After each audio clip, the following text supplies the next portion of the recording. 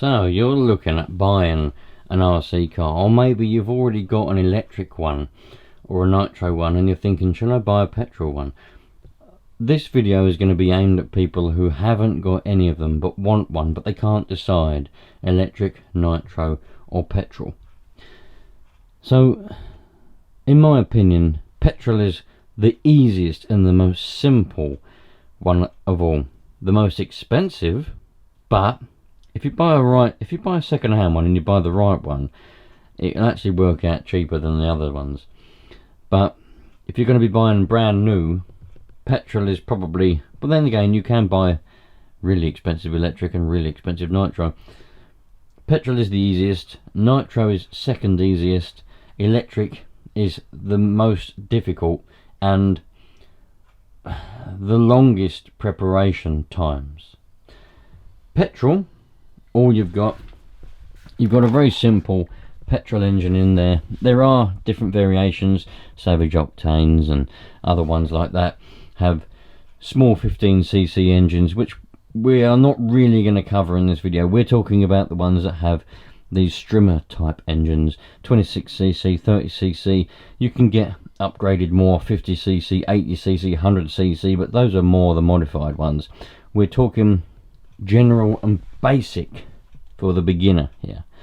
So you can buy like these ones, FG Marder. This one's an FG Marder, 4-wheel drive version, disc brakes at the front, cable operated disc brakes. You can get hydraulic ones, but those are all optional extras.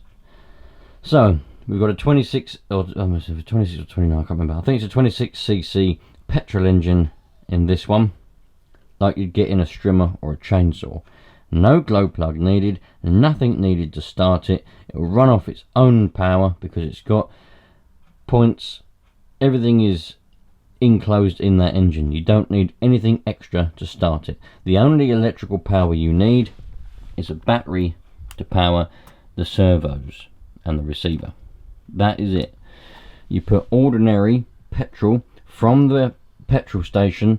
You mix a little bit of two-stroke oil with it, as you would do a strimmer, a chainsaw, something like that. Two-stroke oil and petrol is all you need. You can buy that from the petrol station. That's it. You start it up and you go. So all you need is batteries for the transmitter and a battery for the receiver. Well, that's it. For nitro, the second easiest and the second simplest RC car, you need a battery to power the receiver, and you know that obviously powers the servos.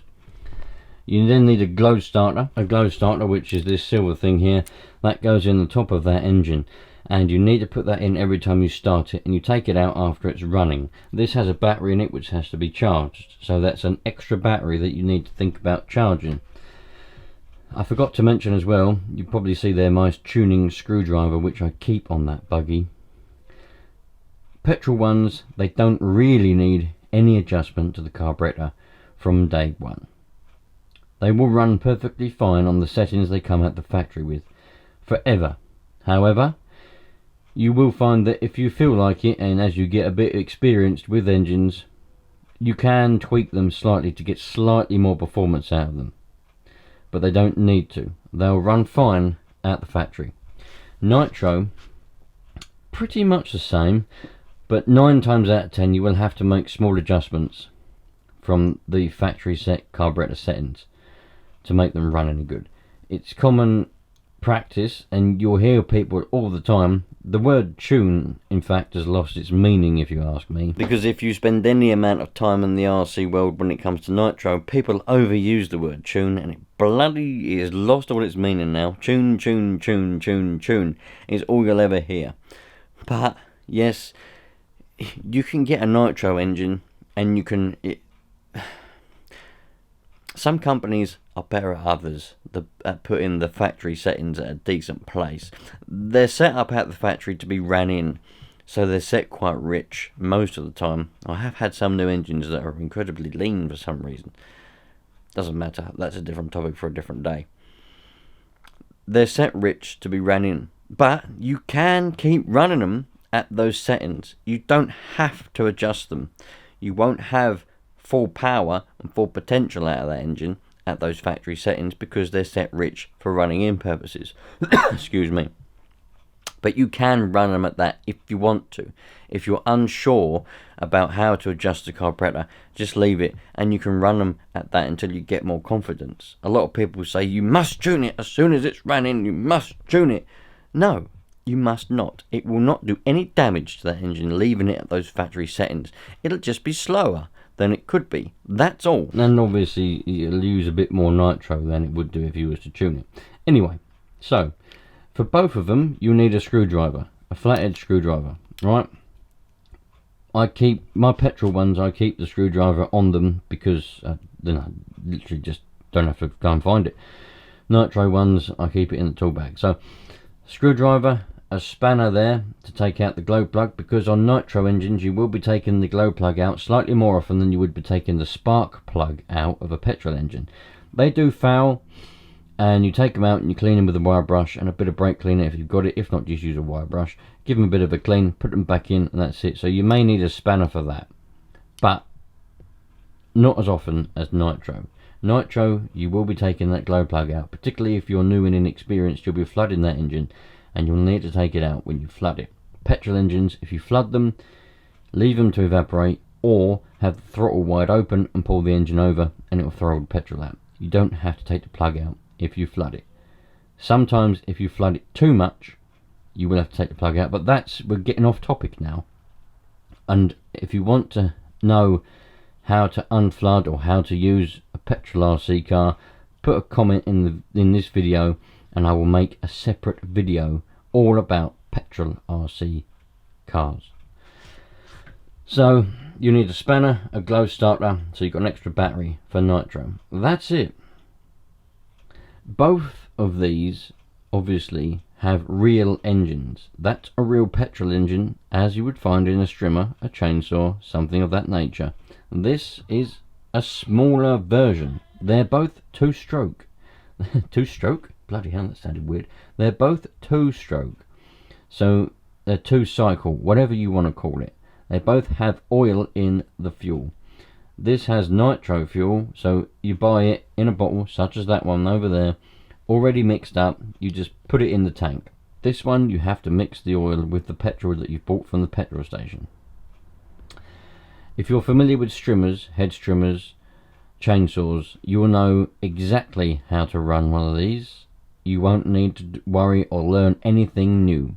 If you're familiar with engines, you will know how to run a nitro engine, but it will be a bit of a learning curve because they're slightly different. They're a lot more finicky because they're so small. You'll find that the smaller something gets, the more finicky they get. With diggers, anything like that, anything which is smaller, you know, you dig any plant machinery, the smaller they get, the more finicky, the more snappy. That's true with nitro. So the second easiest RC car. Now you're probably thinking, why are these easiest, second easiest, third easiest, or the most difficult? Well, let me explain. So these ones, nickel metal hydrate batteries, that's got a live feed battery in it. Very simple, no need for storage charging. Simply just charge them up or put AA batteries in, put batteries in. They last for weeks and weeks and weeks. You literally pick either one of these up, put some fuel in it, start it up, go and have some fun. When you've finished, turn them off, put them away, finished, forget. You can do all of that in a spontaneous decision. Obviously, the spontaneous decision, if one of these batteries is flat, you will have to charge it, but that's just life. You don't have to mess around with batteries. Electric seems easy. A battery, plug it in, go. It runs out, unplug it, charge it up, go away. Well, most of these will run on lipos. Lipos, well, not as easy as nickel metal hydrate or live feed or lithium ion or any description. It's a good idea. Keep them. I keep mine in an ammo box. Have done for 20 odd years because, well, they can be quite dangerous. Now, these batteries, There's so much energy inside one of these LiPo batteries, and if you don't look after them, they will degrade very quickly. I never used to bother doing storage charging or anything like that when I first got into LiPos with the drift cars. I used to just charge them up, leave them, but then back then the batteries were quite cheap. Nowadays they're really, really, really expensive. You could spend £30 all the way up to £200-300 on one battery. And when you're spending even 30 quid on a battery, you want to look after it, because that is a serious amount of money to spend on a battery. So you need to storage charge it after or every use, you know. Even if it's flat, you need to put it at 50 or 40%. So there's time there. As far as spontaneous uses go, let's just say you've got to be somewhere in an hour's time. You've got an hour to kill. I'm going to go out with my car and have a go. Hold on a minute, the battery is on a storage charge. I need to charge it up before I use it. It's going to take half an hour, 40 minutes, 45 minutes, or an hour or more to charge. You've now lost all your time. You can't go and have a go because you spent all your time charging batteries. With these, if you have an hour to kill, you literally pick it up and spend an hour going round. Within reason, as long as your battery in the receiver is charged. But listen, you can't have everything. Another thing with these, really, they don't last forever, obviously, and neither does a can of petrol or a can of nitro. But a 5 litre can of nitro, probably about £40. You could buy 5 litres of petrol for about, I don't know, what is it these days, probably about 10 quid, 12 quid. So this is why this is number one easiest. Let's just say it's £12 for 5 litres of petrol. That'll get you, that will get you days and days and days. Probably, if you used it every day, 5 litres of petrol will last you probably the whole week. 5 litres of nitro will last you more than a week if you used it every day. But you're looking at £40, yeah? Or maybe about 45 quid. One battery, but then again, with the cans of petrol and nitro, you haven't got to do anything with them. You literally just put them in the cupboard. With these batteries, you spend all that money, you've got to nurture them. You've got to charge them up slowly, because if you fast charge batteries all the time, they will degrade quicker. So you've got to charge them at a sensible rate every time. In my opinion, 1C is the very maximum you should ever charge a battery.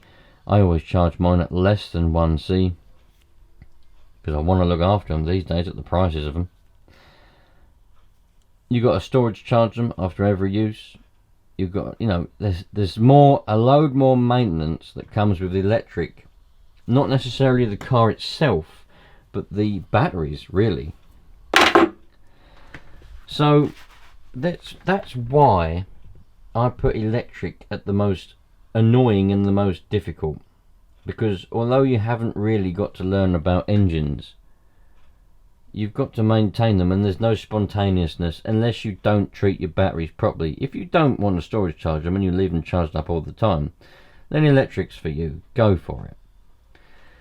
But really, nitro and petrol are the easiest, simplest and quickest, and also they're great fun to learn about.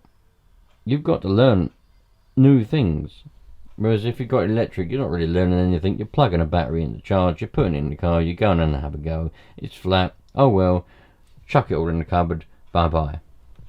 Really, any RC car is for someone who's got an interest, but these two are for if you've got an interest in mechanics and engineering, and you just want to learn about engines as well, because there's always stuff to learn. So there we go. That's the differences that I can think of off the top of my head. There always is when I make these type of video. I'm editing it and I think, I didn't mention that, what an idiot, what a cock. There's always things I forget.